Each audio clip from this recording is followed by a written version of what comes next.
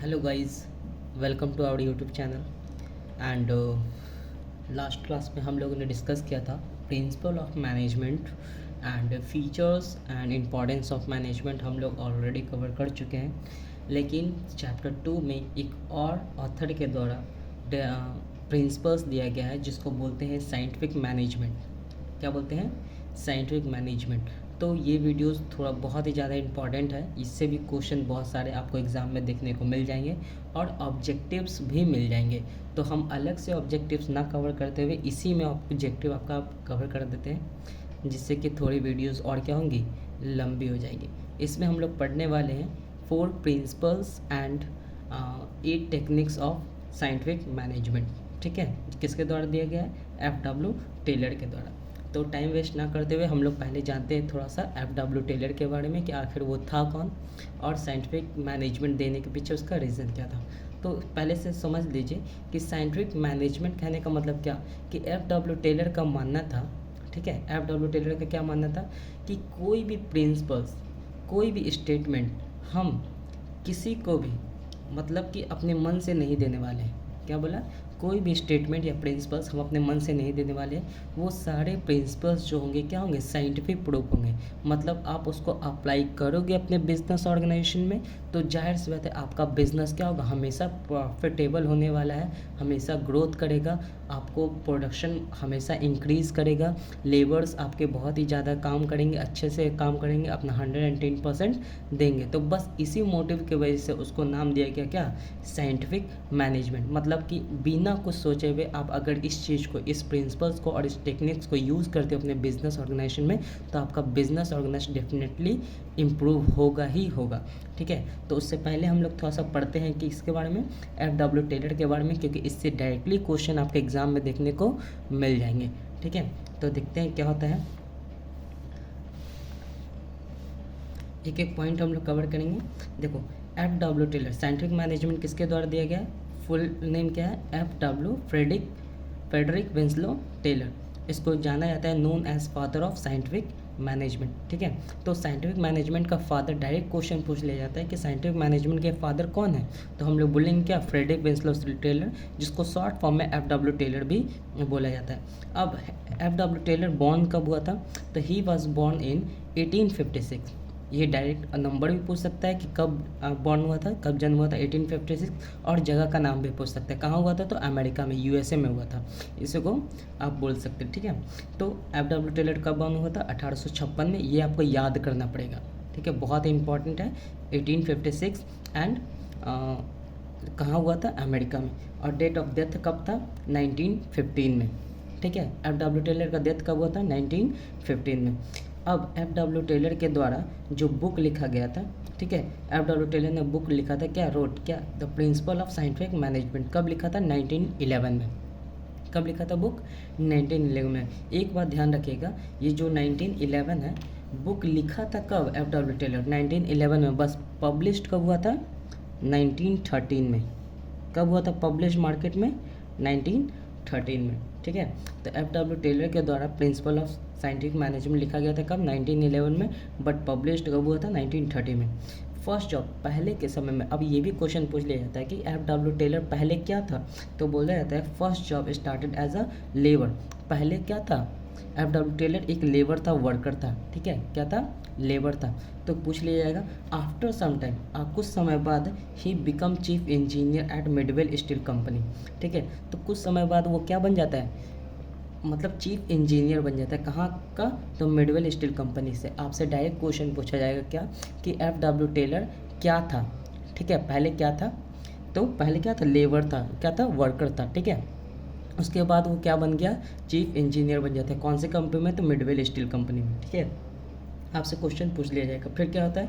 Scientific management is related to the production department. मतलब ये scientific management जो दिया गया है वो किसकी पॉइंट ऑफ व्यू से दिया है? स्पेशली ये साइंटिफिक मैनेजमेंट बनाया गया है आपके प्रोडक्शन डिपार्टमेंट से रिलेटेड। प्रोडक्शन डिपार्टमेंट से रिलेटेड कहने का मतलब क्या, कि जहाँ पे आप अपने प्रोडक्ट को मैन्युफैक्चर करते हो, जहाँ पे प्रोडक्ट आप बना रहे हो, ठीक है, उससे रिलेटेड ये प्रिंसिपल्स और टेक्निक्स दिया गया है, जिसको आप वहाँ पे अप्लाई करके अपनी प्रोडक्शन को बढ़ा सकते हो। ठीक है, तो वही बोला, डायरेक्ट पूछ लेगा साइंटिफिक मैनेजमेंट किस चीज़ से रिलेटेड है, तो क्या बोलोगे आप, प्रोडक्शन से रिलेटेड है, ठीक है। और there are 4 principles and 9 techniques in scientific management. अब बोला जाता है कि साइंटिफिक मैनेजमेंट में कितने प्रिंसिपल्स हैं, तो 4। कितने प्रिंसिपल्स हैं, तो 4 एंड 9 टेक्निक्स है। कितने टेक्निक्स है, 9 टेक्निक्स। तो हम लोग जहर से 4 प्रिंसिपल्स और 9 टेक्निक्स है, इसी को हम लोग आगे क्या पढ़ने वाले हैं, थोड़ा सा डिटेल में पढ़ने वाले कि आखिर ये 4 प्रिंसिपल्स कौन कौन से हैं और 9 टेक्निक्स कौन कौन से हैं। तो ये लोग हम अभी इसी वीडियो में कवर करने वाले हैं, तो ध्यान से समझिएगा, बहुत ही ज़्यादा इंपॉर्टेंट होने वाला है। और इसके बाद आपको किसी भी तरह का प्रिंसिपल्स ऑफ साइंटिफिक मैनेजमेंट में दिक्कत नहीं होगा, ठीक है। देख लीजिए, इसका आप स्क्रीनशॉट ले सकते हैं, बहुत ही ज़्यादा इंपॉर्टेंट टॉपिक है, ठीक है, जो आपको क्वेश्चन में मिल जाएगा। नेक्स्ट आते हैं हम लोग प्रिंसिपल ऑफ साइंटिफिक मैनेजमेंट। अच्छा, साइंटिफिक मैनेजमेंट जानने से पहले F.W. टेलर के द्वारा एक डेफिनेशन दिया गया था। किसके द्वारा डेफिनेशन दिया गया था, पता है, मैनेजमेंट का। अब ये डेफिनेशन क्या है, तो बोला जाता है F.W. टेलर के अकॉर्डिंग कि मैनेजमेंट क्या है, scientific management is the art of knowing. Scientific management क्या है, is the art of knowing exactly what you want men to do.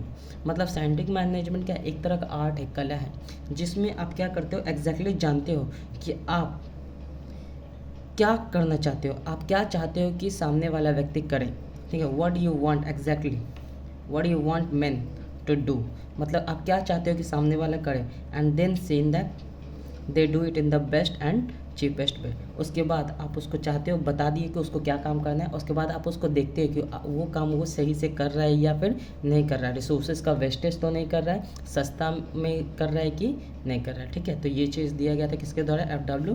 Taylor के द्वारा। अब देखते हैं साइंटिफिक मैनेजमेंट में कुछ प्रिंसिपल्स दिए गए हैं, किसके द्वारा, F.W. टेलर के द्वारा, जिसको हम एक एक करके डिस्कस करने वाले हैं, ठीक है। तो पहला प्रिंसिपल्स क्या है, प्रिंसिपल्स ऑफ साइंटिफिक मैनेजमेंट, ठीक है। पहला प्रिंसिपल्स क्या है हमारा, फर्स्ट प्रिंसिपल्स है science not rule of thumb. क्या है, science not rule of thumb. इसका मतलब क्या होता है कि ये जो साइंस है अंगूठा टेक नियम नहीं है। इसका हिंदी यही होता है, विज्ञान अंगूठा टेक नियम नहीं है।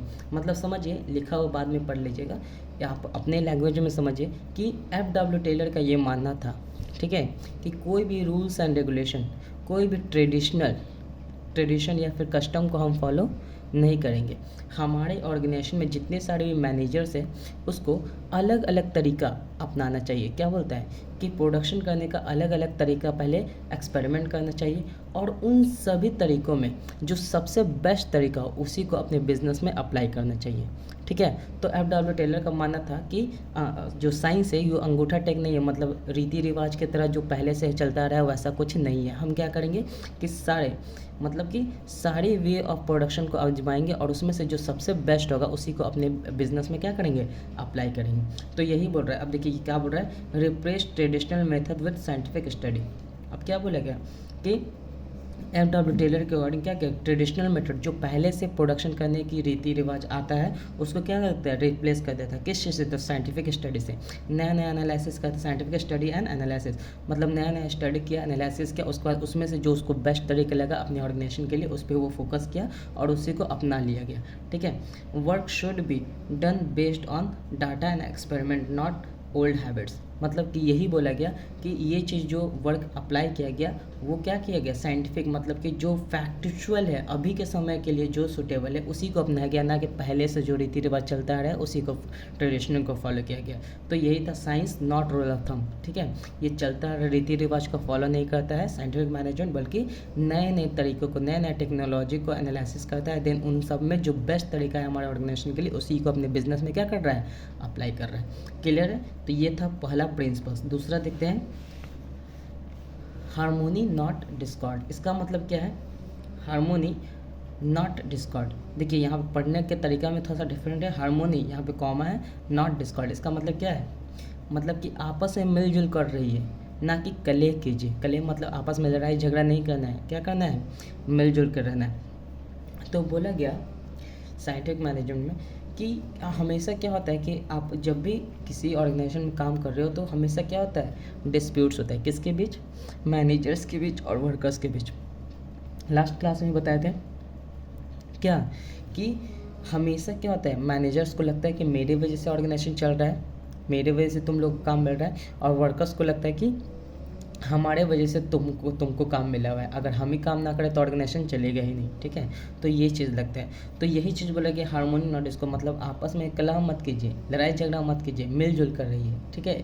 तो क्या बोल रहा है, promote harmony between workers and management. तो मैनेजमेंट करने का काम कौन करता है, मैनेजर करता है। तो हमेशा डिस्प्यूट्स रहता है किसके बीच, मैनेजर और वर्कर्स के बीच। तो बोल रहा है आपस का क्या कीजिए, आपस में लड़ाई झगड़ा ना करते हुए आप तो एक दूसरे का सपोर्ट कीजिए, ताकि हमारा ऑर्गेनाइजेशन में किसी तरह का क्या हो, इन्वायरमेंट अच्छा रहे, ठीक है, इन्वायरमेंट बिगड़े ना, आपस में लड़ाई झगड़ा ना हो, ताकि सभी लोग अपने काम पे क्या करें, फोकस करें। तो एक प्रिंसिपल ये था, conflict should be replaced with cooperation for better result. मतलब कि जो भी कॉन्फ्लिक्ट्स है आप दोनों के बीच, वो चीज़ क्या हो जाना चाहिए, रिप्लेस्ड होना चाहिए। किस चीज़ से, तो कॉपरेशन से, सहयोग से, एक दूसरे का सहयोग कीजिएगा, तभी हमारा ऑर्गेनाइजेशन क्या करेगा, एक समय पे अपना टारगेट समय पे अचीव कर पाएगा, ठीक है। तो ये प्रिंसिपल्स था जो आपके ऑर्गेनाइजेशन में अप्लाई होना चाहिए, किसके द्वारा, तो जाहिर सी बात है मैनेजर और वर्कर के बीच। समझ में आया। तो दूसरा पॉइंट भी क्लियर है, harmony not Discord. Third point देखते हैं क्या है, थर्ड प्रिंसिपल्स बोला गया, यहाँ देखिए, कोऑपरेशन नॉट इंडिविजुअली। मतलब कि क्या हुआ इसका मतलब, कोऑपरेशन, सहयोग कीजिए, ना कि सिर्फ अपने से मतलब रखिए। क्या बोला गया, सहयोग कीजिए, ना कि सिर्फ अपने से मतलब रखिए। तो बोला गया FW टेलर के द्वारा कि आपको किसी भी ऑर्गेनाइजेशन में जब आप काम कर रहे हो तो आपको खुद से मतलब नहीं रखना है। मतलब कि आपके जो भी कलीग्स हैं, आपके साथ जो भी काम करते हैं, उसका भी आप क्या कीजिए, सहयोग कीजिए। अगर उसको किसी तरह का प्रॉब्लम हो रहा है, अगर आपको उस प्रॉब्लम का सॉल्यूशन आता है, या फिर किसी तरीके से आप उसका हेल्प कर सकते हैं, तो आपको करना चाहिए हेल्प, ना कि सिर्फ अपना काम किए और निकल लिए। ऐसा बिल्कुल भी ऑर्गेनाइजेशन का ग्रोथ नहीं होने वाला है। तो ये प्रिंसिपल्स भी अप्लाई करने को बोला गया, किसके द्वारा, FW टेलर के द्वारा। तो क्या बोलता है, कोऑपरेशन मतलब सहयोग कीजिए, ना कि अपने इंडिविजुअल, अपने आप से मतलब रखिए। बोला गया manager and workers should be cooperate which mutual trust. मतलब कि जो मैनेजर है और वर्कर्स है, एक दूसरे पे भरोसा रखना चाहिए और हमेशा एक दूसरे का क्या करें, सपोर्ट करें।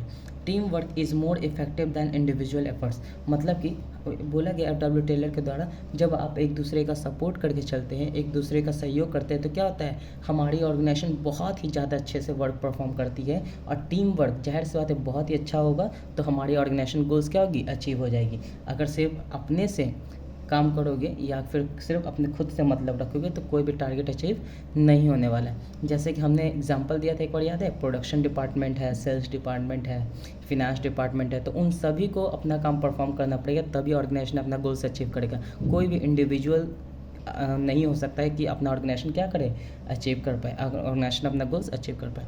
तो यही बोला गया कि आपस में एक दूसरे का सहयोग कीजिए, ना कि सिर्फ अपने से मतलब रखिए, ठीक है, क्लियर है। नेक्स्ट पॉइंट देखते हैं।